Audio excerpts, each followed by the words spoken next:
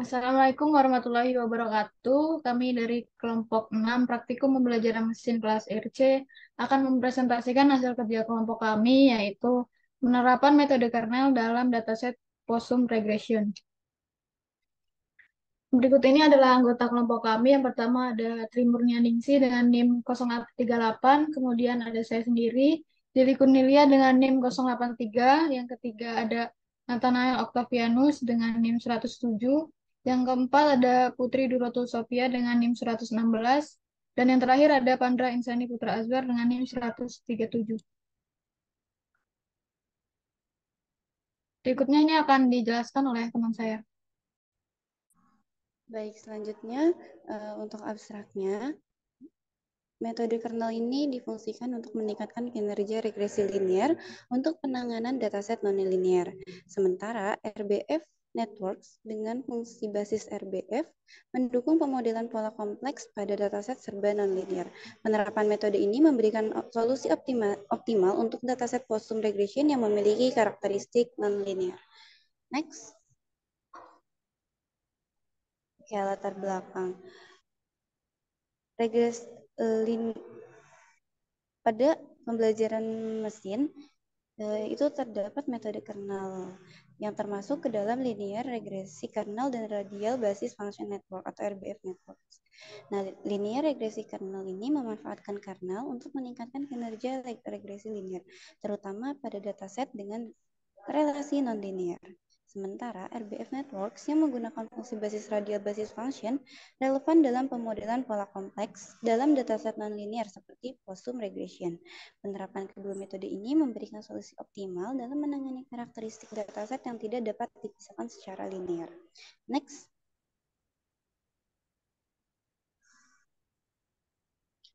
Untuk tujuan dari kami menyelesaikan tugas ini adalah sebagai penyelesaian tugas pada praktikum pembelajaran mesin modul 5 mengenai metode kernel. Lalu yang kedua, mengetahui tahapan dalam melakukan metode kernel dalam dataset Possum regression dan mengetahui hubungan dari teori perseptron kernel. Selanjutnya akan dilanjutkan oleh Putri.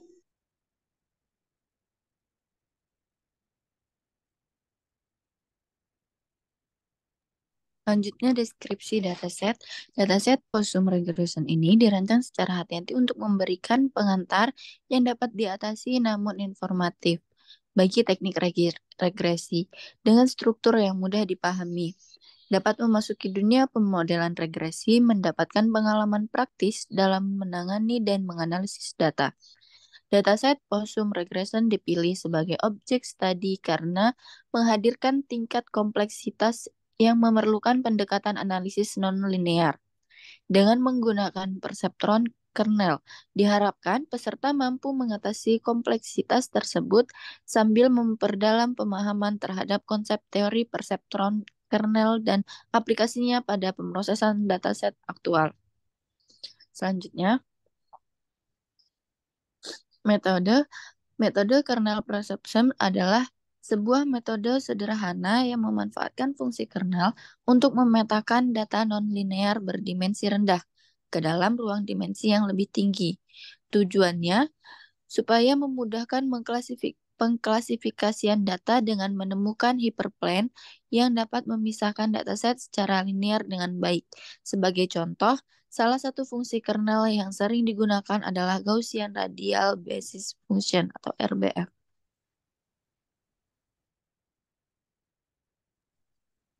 Selanjutnya hasil dan pembahasan akan dijelaskan oleh teman saya.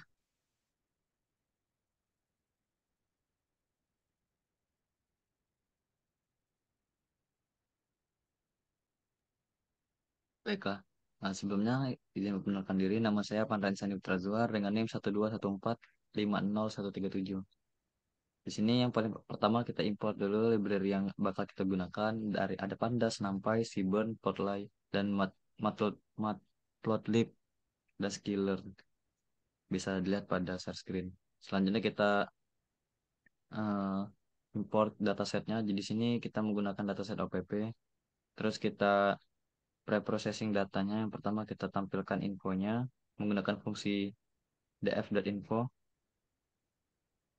terlihat pada share screen hasil deskripsi datanya.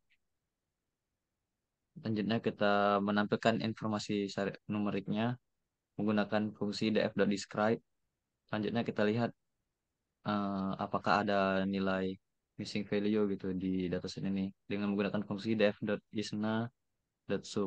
Terlihat pada output itu terdapat nilai missing value yaitu pada kolom age dan float LGTH, float length. Terus di sini kita hapus nilai missing value-nya dengan menggunakan fungsi df.dropna. Terus kita tampilkan lagi gitu menggunakan fungsi df.isNull.sum. Lihat pada output tidak ada lagi nilai yang kosong. Selanjutnya kita hapus kolom cache dengan menggunakan fungsi df.drop karena pada kolom cache ini tidak dipakai. Ke bawahnya kita mengkategorikan eh, kolomnya, terus kita tampilkan, terus terlihat pada outputnya gitu mana yang kategorik, mana yang kolom kategorik dan mana yang kolom numerik. Karena di bawahnya kita melihat matriks korelasinya dengan menggunakan fungsi heatmap, terus menggunakan fungsi df.korelasi juga, df.core. Terlihat pada output ini matriks korelasinya. Terus kita lihat panjang kaki dengan keong ini memiliki korelasi sebesar 0,78. Nah, di sini terlihat bahwa panjang kepala dan lebar tengkorak ini memiliki korelasi sebesar 0,71. Dada dengan panjang kepala dan dada dengan lebar tengkorak mempunyai korelasi sebesar 0,63. Terus juga dada dengan perut mempunyai korelasi sebesar 0,61. Bisa ke bawah lagi. Nah, di sini kita melihat distribusinya gitu per kolom dengan menggunakan fungsi histplot, plot histogram gitu. Terus terlihat pada output yang pertama itu ada distribusi cache. Terus itu terlihat gitu datanya semakin menaik di cache 20, lalu kemudian menurun di cache 80. Terus di bawahnya ada distribusi offside. Di sini tuh terlihat gitu bahwa mengalami penurunan, namun distribusinya normal dan size tertingginya itu berada pada size 30. Selanjutnya ada pada kolom edge, distribusi kolom edge. Ini nilai tertinggi berada pada umur 3 sampai 4 tahun dengan banyaknya data sebanyak 25. Selanjutnya pada kolom head length, ini menjelaskan mengenai panjang kepala dari poso menunjukkan bahwa panjang kepala berada pada rentang 85 sampai dengan 100 mm. Namun lebih banyak poso yang memiliki panjang kepala 94 mm dengan banyaknya data adalah 25. Selanjutnya ada distribusi kolom skull. Nah, kolom skull ini menjelaskan mengenai lebar tengkorak yang dimiliki oleh posum dalam satuan milimeter. Lebar tengkorak berada pada data 50 sampai 70 mm dan data terbanyak terdapat sebanyak 30 data dengan lebar tengkorak adalah 56. Nah, selanjutnya pada kolom tot length ini itu berisi total panjang keseluruhan dalam 1 cm menunjukkan bahwa data terdapat pada 75 sampai 95 dengan data yang paling banyak adalah 95 cm sebanyak lebih dari 25 data.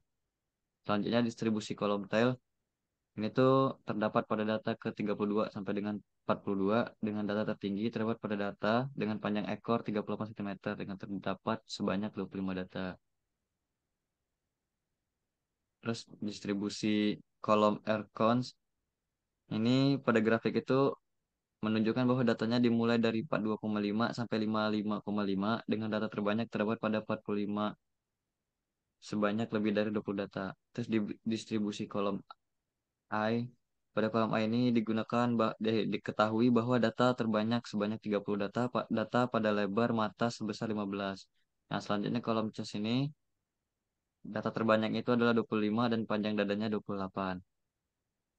Nah, selanjutnya kita melakukan fitur selection gitu pada data dengan melakukan terlebih dahulu encoding pada kolom sex dan pop dengan menggunakan fungsi label encoder gitu di situ. Terus kita pisahkan fitur dan label dengan nilai X adalah kolom head length dan tot length dan Y adalah kolom kolom pop. Nah, terus kita normalisasi gitu dengan menggunakan fungsi standard scaler. Nah, terus kita bagi datanya itu menjadi data training dan data test untuk melatih model. dengan menggunakan fungsi yang ada di share screen, yang sesuai dengan di share screen. Selanjutnya ini bakal dijelasin oleh teman saya.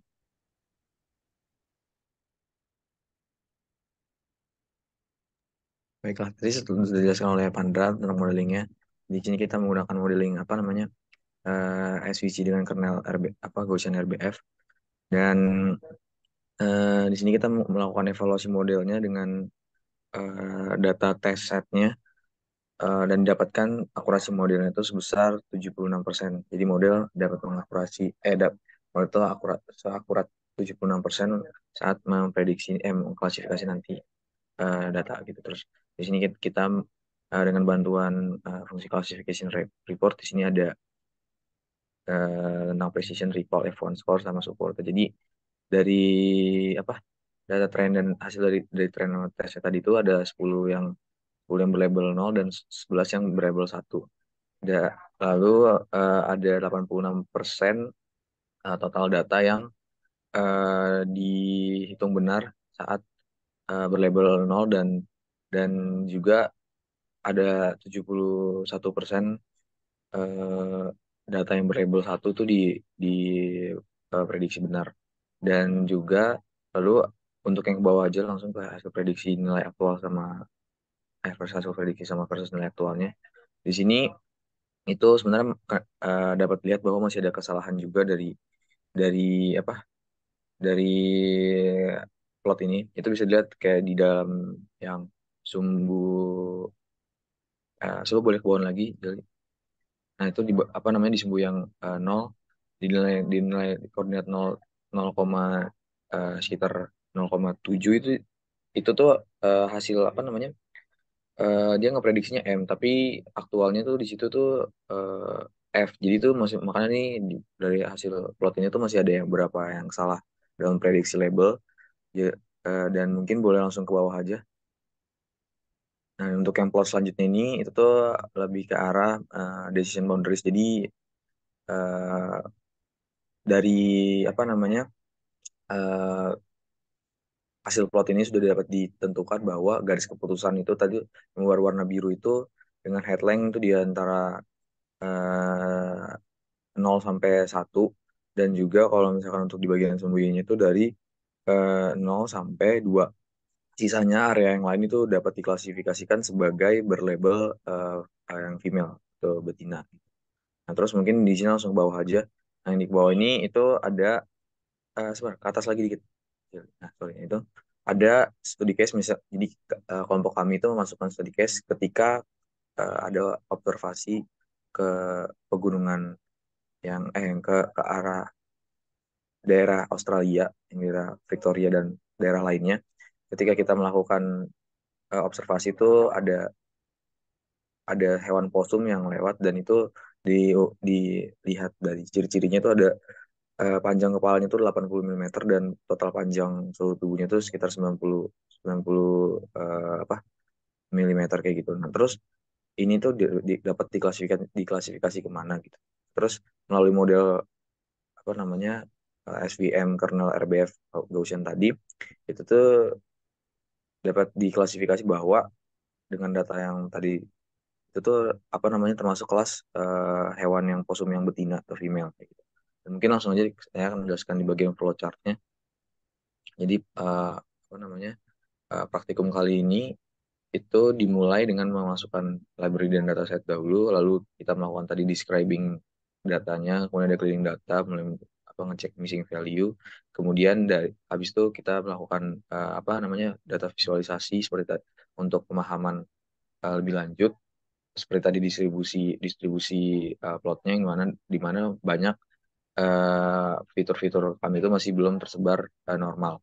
Makanya makanya setelah itu tuh, dan juga dan target yang kami itu termasuk data kategorik yang mana model ini membutuhkan data numerik untuk dilakukan modeling. Makanya kami melakukan encoding terhadap kolom-kolom yang masih di dalam bentuk kategorikal, lalu melakukan fitur seleksinya. Eh, Tadi kami mengambil 2 fitur sebagai X dan 1 fitur sebagai Y atau labelnya. Nah, terus dilakukan normalisasi tadi karena saat data visualisasi masih belum normal datanya. Kemudian di split data trend dan data testnya dengan proporsi 0,2 itu data testnya. Kemudian dilakukan model training dengan RBF kernel. Terus dilakukan prediksi dulu dengan test setnya setelah dilakukan pemodelan. Lalu dilakukan model evaluasi yang tadi, didapatkan hasil akurasi tadi 76% dan ada beberapa classification report yang sudah dijelaskan di atas tadi. Lalu ada visualisasi tadi nilai aktual versus prediknya, yang mana kalau nilai prediknya itu dapat dari IETS-nya, sedangkan yang aktualnya itu dari hasil dari tes setnya, trainingnya gitu. Terus lalu dilakukan juga tadi ada decision boundaries agar kita mengetahui di mana batas garis keputusan bahwa sebuah hewan possum itu diklasifikasi kemana. Terus lalu ada tadi study case yang kita masukkan untuk lebih mengetahui bahwa program ini berjalan dengan baik. Dan di situ ada ketika tadi bernilai hasil predik itu bernilai 0, maka dia masuk ke klasifikasi female, sedangkan yang satu itu menunjukkan bahwa dia tuh hewan possum yang laki-laki. Nah, terus setelah itu program akan berhenti. Kemudian mungkin selanjutnya kesimpulan akan dijelaskan oleh teman saya.